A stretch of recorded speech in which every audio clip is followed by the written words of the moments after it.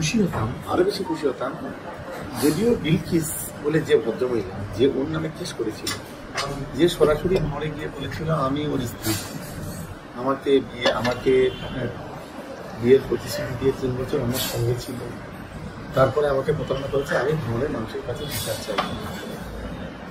এবং যদি সেই সময় যদি বিলকিসের এগেনস্টে যদি তোমার মামলা করতো, তাহলে আমি খুব খুশি হতাম। তাহলে আপনাদের মাধ্যমে ওকে বলি, তাহলে বিলকিস যেটা বলেছে কি এটা সত্যি, যে কেসটা করেছে ঘটনাটা কি ঠিক, এইটা উনি হ্যাঁ বা না বলবেন।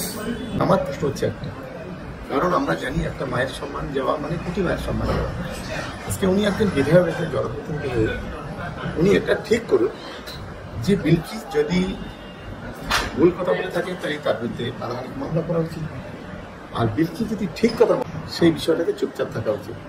আমি আজকের আপনাদের এই মিডিয়াকে আমি বলছি যে নিশ্চিতভাবে উনি এই বিষয়টা দেখবেন এবং 1 সপ্তাহের মধ্যে উনি এটাকে ক্লিয়ার করবেন যে হ্যাঁ কিনা। বাংলা হান্টের আরো খবর দেখতে নজর রাখুন। বাংলা খবর মানেই বাংলা হান্ট।